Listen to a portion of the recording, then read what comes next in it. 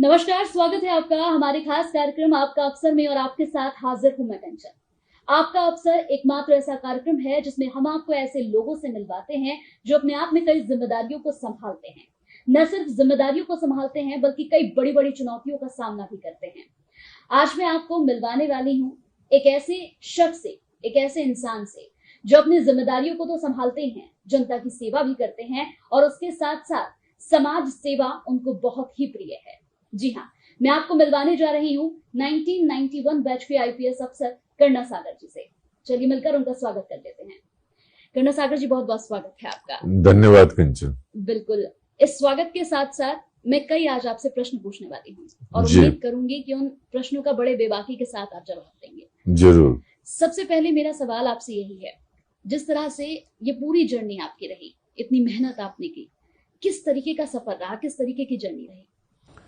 देखिए, बहुत लंबी जर्नी रही, बहुत लंबा सफ़र था और हमारे गांव से शुरू होता है, जहां से हमने प्राइमरी की शिक्षा ली और उसके बाद स्कूलिंग हमने पटना में लोला स्कूल से किया और फिर दिल्ली आए, हंसराज कॉलेज से ग्रेजुएशन किया, पोस्ट ग्रेजुएशन किया, फिर कुछ दिनों हमने दिल्ली यूनिवर्सिटी में पढ़ाया भी। उसके बाद पुलिस की सेवा में जब मौका मिला तो फिर हम तमिलनाडु कैडर चले गए और तमिलनाडु में हम लगभग 27 साल तक पुलिस की सेवा में रहे और पिछले 4 साल से केंद्र की सेवा में हैं। तो एक बहुत लंबा सफ़र है और इसमें बहुत सारी जो अनुभूतियाँ रहीं, जो जिसको बोलते हैं लाइफ चेंजिंग एक्सपीरियंसेस, ऐसा समय आया, ऐसी ऐसी घटनाएं घटी जिसने मेरी जिंदगी को बहुत प्रभावित किया।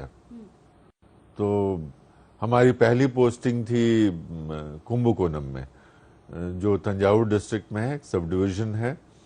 और कुंभकोणम एक बहुत ही नामी जगह है तमिलनाडु में, जो एक बहुत बड़ी धर्म स्थली है और वहाँ के लोग पढ़ने लिखने में भी बहुत अच्छे हैं और देश विदेश में जो यहाँ एक समय में तो आईएएस आईपीएस ऑफिसर्स और आजकल खासकर विदेशों में जो कंप्यूटर से रिलेटेड पढ़ाई करके जाते हैं वो लोग, ये सब कुंभकोणम से आते हैं।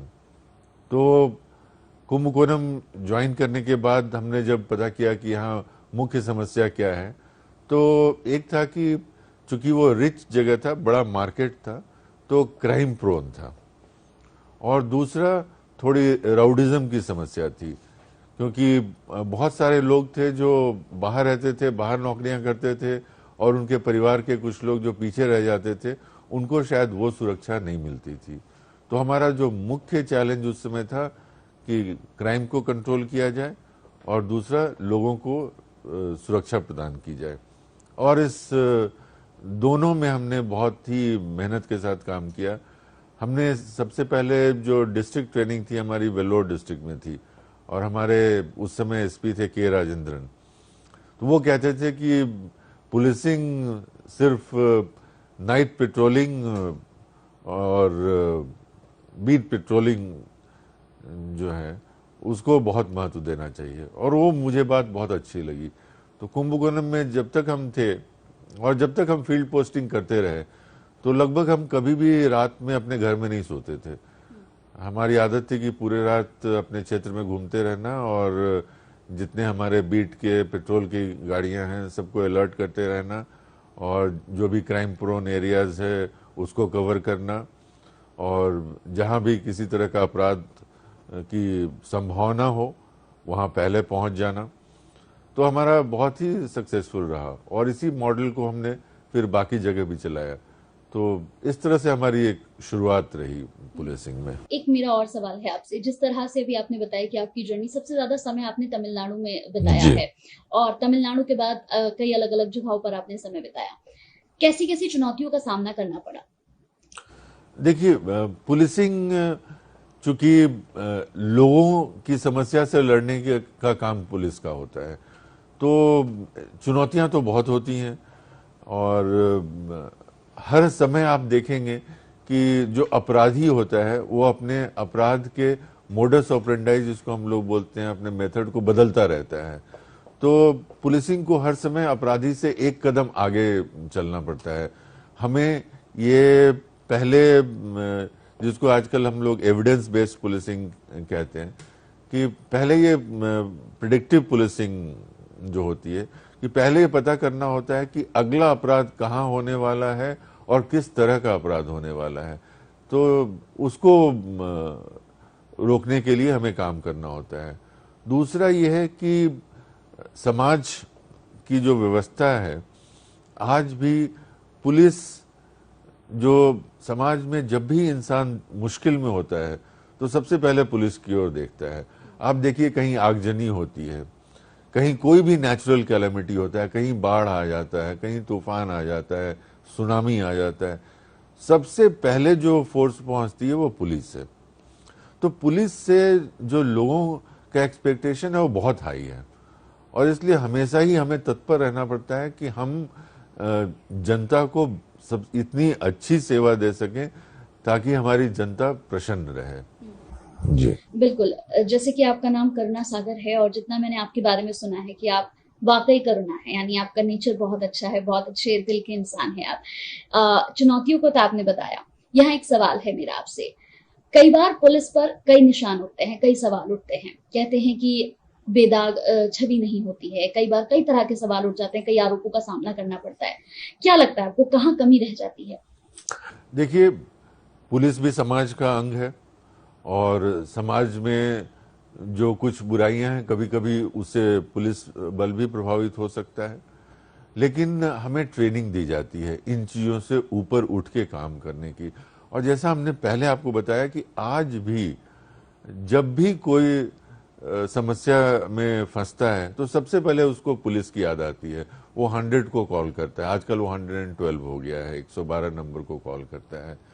और हम पुलिस में इतनी सारी समस्याएं जो सुलझाते हैं, जो बेसिकली नॉन पुलिस होता है, जो सिविल इश्यूज होते हैं, किसी को किसी से मामूली सा झड़प हो गया, किसी को कोई पैसा नहीं दे रहा है, किसी को घर में आपस में कोई कलह है, तो इन चीजों में भी लोग पुलिस के पास आते हैं।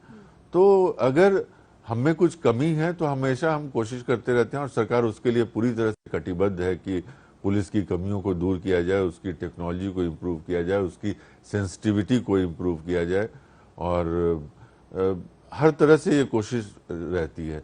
लेकिन आज भी पुलिस, जब भी समाज में कोई भी समस्या होती है तो सबसे पहले लोग पुलिस को याद करते हैं, और ये इस बात को प्रूव करता है कि अभी भी हमारी क्रेडिबिलिटी बहुत हाई है। बिल्कुल। अपनी जिम्मेदारियों को आपने हमेशा से निभाया है, जॉब को बहुत अच्छे से निभाया है। इसके साथ साथ एक और बात आपके बारे में यहाँ हमें मालूम है कि आप समाज सेवा भी करते हैं। समाज सेवा में आपकी काफी रुचि है। कैसी अनुभूति होती है आपको? देखिए, हम अपनी जिंदगी को एक सेवा का एक स्रोत मानते हैं, और हमने पुलिसिंग भी सेवा भावना से की है, और हमेशा कोशिश की है कि समाज का वो तबका, वो वर्ग, उसको हमारा साथ मिले जो कमजोर माना जाता है समाज में, चाहे वो किसी भी तरह से हो कमजोर। तो इसी सेवा भावना से एक होती है कि आप थोड़ा और प्रोएक्टिव होके, थोड़ा और आगे बढ़ के अपने लोगों को उनकी जरूरतों के समय कुछ काम आइए। तो हमने ये कोशिश जहानाबाद अरवल डिस्ट्रिक्ट में की, और लगभग 2 दशक से हम वहाँ से जुड़े हुए हैं। वो हमारी कर्म भूमि है, और जब भी जिस तरह की भी कोई समस्या आई है वहाँ के लोगों को, तो हम और हमारे जो साथी हैं, जो हमारे साथ मिलके हमारा साथ देते हैं, हम सबने कोशिश की है कि वहाँ पर हम उस पर उनके समस्याओं को का समाधान करें और उनके सामने खरा उतरें। लगभग कितने सालों से आप ये कर रहे हैं? लगभग 15-20 साल हो गए। जब आप समाज सेवा करते हैं, लोग आपसे मिलते होंगे, आप अपनी समस्याएं आपसे बताते होंगे। किस किस तरह की समस्याएं आती हैं लोगों की? देखिए, जहाँ पर खासकर जो गरीब वर्ग है उसकी बहुत सारी समस्याएं हैं। तो उसको अब जैसे बिहार में बाढ़ आया था 2017 में, बहुत बड़ा बाढ़ आया था, तो बाढ़ में रिलीफ की ज़रूरत पड़ती है।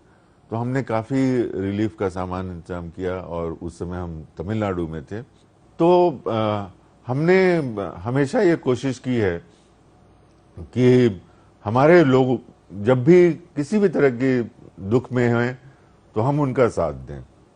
और जैसा कि बिहार में 2017 के बाढ़ के समय हमने काफ़ी मदद पहुंचाई, रिलीफ का सामान भेजा और जहानाबाद के रेड क्रॉस सोसाइटी ने उस सामान को वहां पर बंटवाया। अब कभी किसी इलाके में आगजनी हो जाती है तो सबसे पहले वहां पर जरूरत पड़ती है राशन का, कपड़ों का। तो इन चीजों का हमने इंतजाम किया। और कोविड के दोनों फेज में, 2020 में भी और 2021 में भी अलग अलग तरह की समस्याएं थी। जैसे पहली बार जो 2020 में कोविड की समस्या आई तो उसमें जो मजदूर जो बाहर से आए, प्रवासी मजदूर जो आए, उनकी एक बहुत बड़ी समस्या थी और डिस्ट्रिक्ट एडमिनिस्ट्रेशन के सामने भी समस्या थी कि उनको कैसे अच्छी तरह से रखा जाए। तो हम लोगों ने उस समय ड्राई राशन का इंतजाम करवाया और बहुत तरह के किट्स हमने प्रदान किए ताकि जो मजदूर आए हैं वो बेरोजगार न बैठें और उस किट्स के द्वारा वो अपना काम वहां भी सुचारू रूप से कर सकें। और जब दूसरा फेज आया तो आपने देखा होगा कि ऑक्सीजन की कमी थी, तो हमने ऑक्सीजन कॉन्सेंट्रेटर्स का इंतजाम किया, ऑक्सीजन फ्लो मीटर्स का इंतजाम किया, ऑक्सीमीटर्स का इंतजाम किया और जो सैनिटाइजर्स, मास्क वगैरह जो चीज़ें होती हैं उनका इंतजाम किया। और बहुत जगह ड्राई राशन का भी इंतजाम किया और ये सब बंटवाया। तो जब भी जिस तरह की ज़रूरत होती है उस तरह की कोशिश हमारी रहती है। बिल्कुल। यहाँ पर समाज सेवा की आपने बात की है कि आप लगातार 15-20 सालों से समाज सेवा कर रहे हैं और एक अच्छी अनुभूति होती है कि जब लोगों की मदद आप करते हैं, लोगों की समस्याओं को सुनते हैं।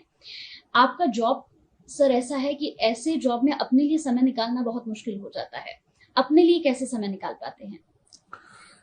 देखिए, मेरा जो काम है वो पैशन है और उसके साथ साथ समाज सेवा भी मेरे पैशन का ही एक अंग है। और मैं पूरी तरह से कमिटेड होकर ये काम करता हूँ। मुझे अपने परिवार का पूरा समर्थन प्राप्त है। छोटा सा परिवार है, हमारी वाइफ हैं, हमारे 2 बच्चे हैं और बच्चे अब तो बड़े भी हो गए हैं और वो हमारा साथ देते हैं। हमारी वाइफ अंजू हैं, वो प्रोफेशनल हैं, इंटीरियर डिज़ाइनर हैं। उन्होंने शुरू से ही अपने परिवार को संभालने में, बच्चों को संभालने में, उनके पढ़ाई लिखाई को देखने में अहम भूमिका निभाई है। और हमारे जो 2 बच्चे हैं वो प्रथम और पार्थ, ये दोनों अब इतने जिम्मेवार हो गए हैं कि हमारे काम में काफ़ी मदद करते हैं।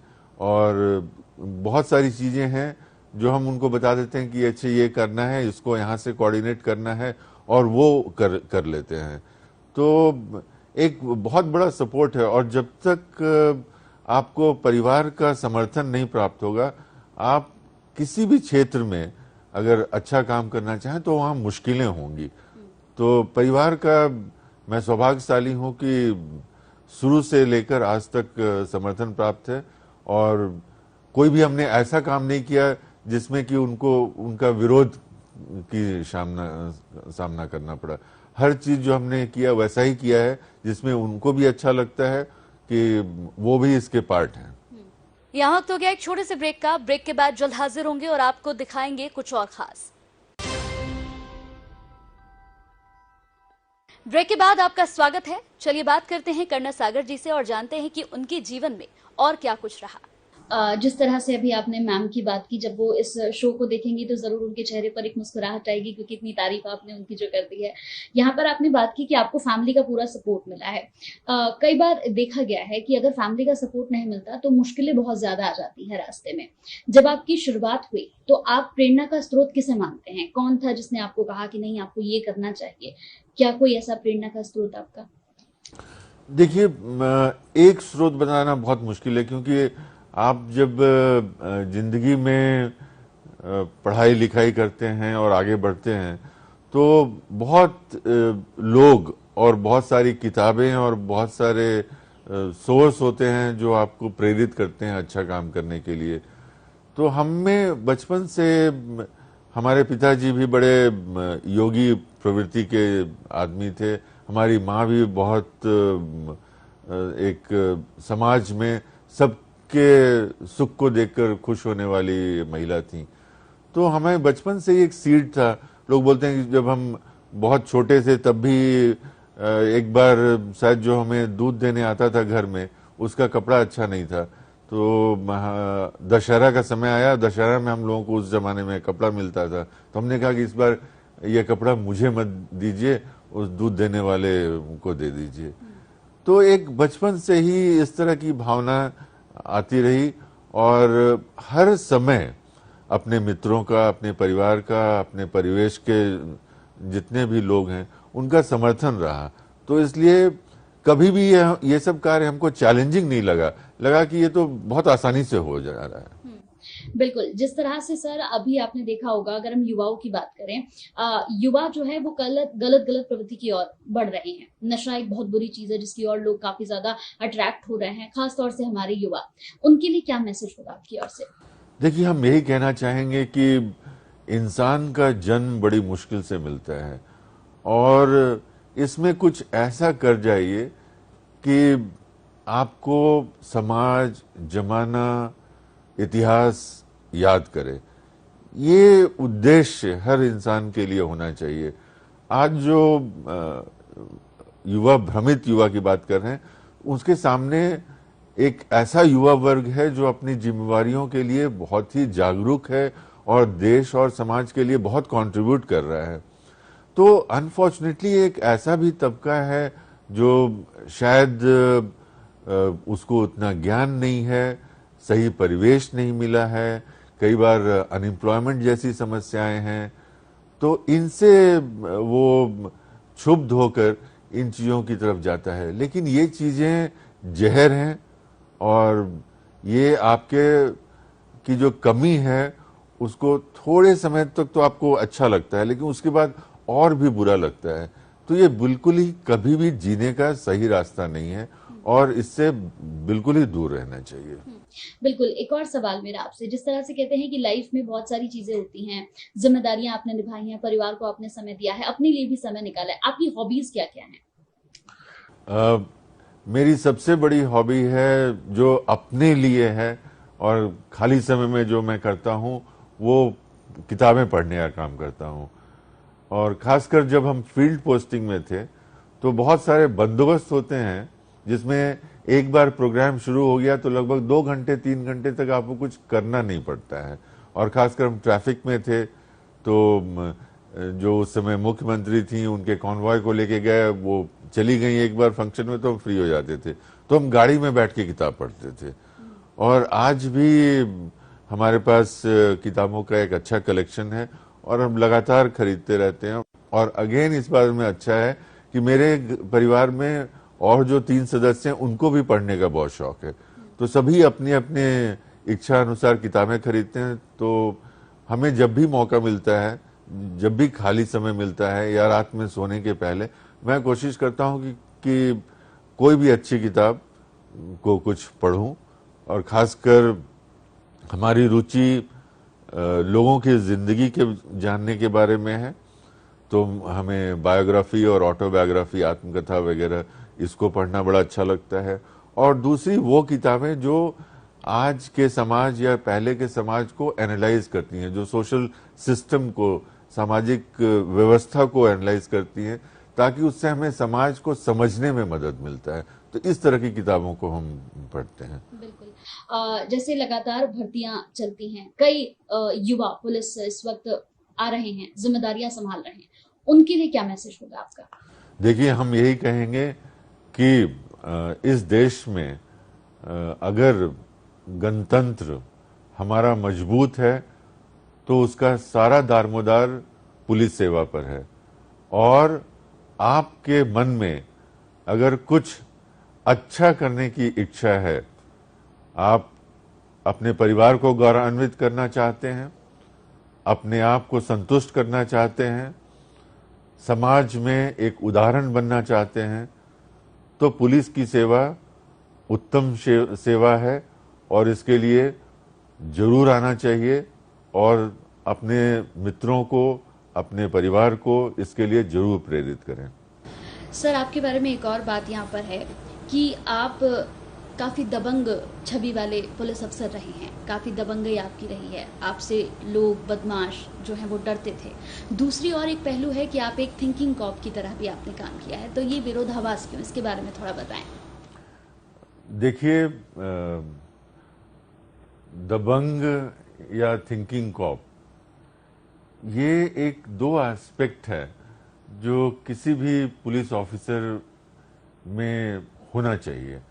और दबंग तो खैर ये शब्द फिल्मी हो गया है और आजकल फिल्मों के कारण पॉपुलर हो गया है, लेकिन ये है कि अगर आप एक पुलिस अधिकारी हैं और समाज के लोगों को अपनी सेवा देते हैं तो आपको कानून का सख्ती से पालन करवाना होता है।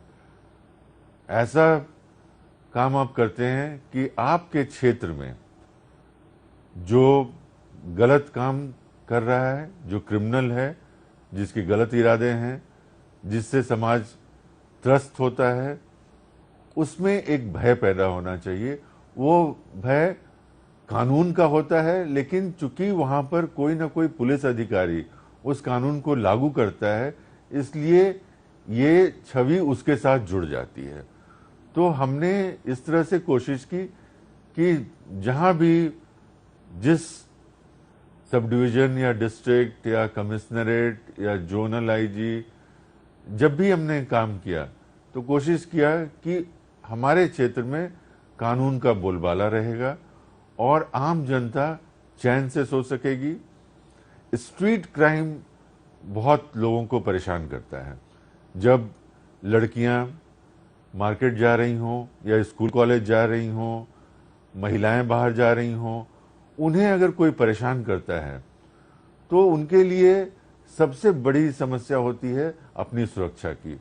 और पुलिस की ये कोशिश होनी चाहिए, जो हमने अपनी जिंदगी में हमेशा कोशिश की, कि हमारे क्षेत्र में हमारे लोग बिना किसी भय के किसी भी समय में अपना आवागमन जारी रख सकते हैं। तो ये हुआ जो आप एक दबंग जो शब्द आपने इस्तेमाल किया, उसके बारे में हमने ये कहा। और दूसरा जो आपने कहा थिंकिंग कॉप, तो आईपीएस जो एक की जो एक नौकरी है, हम लोग काफी हाई लेवल पे शुरू करते हैं। हमारी पहली पोस्टिंग होती है वो एएसपी से होती है। तो बेसिकली आईपीएस इस देश के पुलिस विभाग का लीडर होता है। वो जिस दिन से ज्वाइन करता है उसका काफी बड़ा रोल मैनेजेरियल होता है, मैनेज करने का होता है, और अपने इलाके में पुलिस की दशा और दिशा का निर्देश का पूरा दारोमदार उसके ऊपर होता है। तो उसके लिए जरूरी है कि सबसे पहले उसमें ये गुण हो कि वो अपने समाज, वहां की समस्या, अपना ऑर्गेनाइजेशन, उसकी कमजोरी, उसकी मजबूती, उसकी भविष्य की प्लानिंग, ये सब करे। तो ये दोनों काम करने के लिए जो आपने दो शब्दों का इस्तेमाल किया, तो किसी भी एक अच्छे पुलिस अधिकारी के व्यक्तित्व में ये दोनों बातें होनी चाहिए। बिल्कुल, जिस तरह से सर एक और मेरा सवाल है महिला सुरक्षा को लेकर। आज के वक़्त में सबसे ज़्यादा ज़रूरी है, मैं खुद एक महिला हूँ, महिला सुरक्षा। महिला सुरक्षा को लेकर आपका क्या कहना है? क्योंकि कई सारे ऐसे केसेज़ अभी तक सामने आ चुके हैं जिसे लेके हर तरफ बड़ा हंगामा भी हुआ। हंगामे के साथ-साथ कई तरह की राजनीति भी इस पर शुरू हो गई। महिला सुरक्षा को लेकर क्या कहना है? देखिए, महिला सुरक्षा मतलब 50% पॉपुलेशन, जो हमारी आधी आबादी है वो महिलाओं की है।